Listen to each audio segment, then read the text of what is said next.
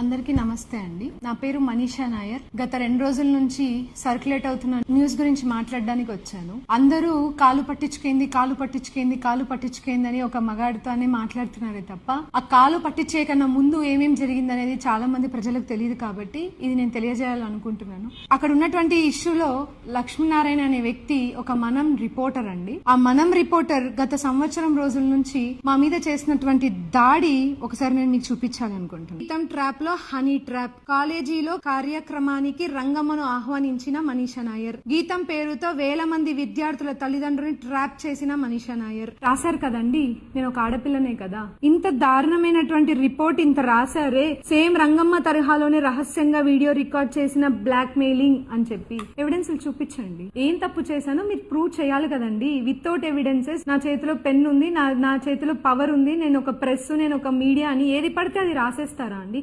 ఎటువంటి సంబంధం లేని రంగమ్మ విషయంలోకి ఆవిడ ఎవరో కూడా నాకు తెలీదు. ఆవిడ ఒక రోజు నా కాలేజ్ కి వచ్చి 5 ఆడోళ్ళందరూ వచ్చి మేము పలానా లేడీ సంఘాలు అని చెప్తే హ్యాపీ ఉమెన్స్ డే అని విష్ చేయడానికి అని చెప్పి నా దగ్గరకు వచ్చి బొక్క తీసుకున్న ఫోటోని తీసుకొని ఆవిడ ఫేస్బుక్ లో పోస్ట్ చేసుకోవడం జరిగింది. ఆవిడ ఫేస్బుక్ లో పోస్ట్ చేసుకున్న ఫోటో వీళ్ళ మీడియా వాళ్ళకందరికీ తెలిసి ఆ ఫోటోని తీసుకొని ఆవిడికి నాకు సంబంధం ఉంది, ఆవిడలాగే నేను చాలా మంది అమ్మాయిలని ట్రాప్ చేశాను, ఆ వీడియోలు రికార్డ్ చేసుకున్నాను అని చెప్పి ఇట్లా ఫేక్ న్యూస్ చేస్తున్నారే. చూపించాలండి, వీళ్ళందరూ నాకు చూపించాలి. ఎంతమంది అమ్మాయిని ట్రాప్ చేశానో చూపించాలి, ఎంతమంది ఆడవాళ్ళ జీవితాన్ని నేను నాశనం చేశానో నాకు చూపించాలి కదండి. మరి చూపించమని అడుగుతున్నాను.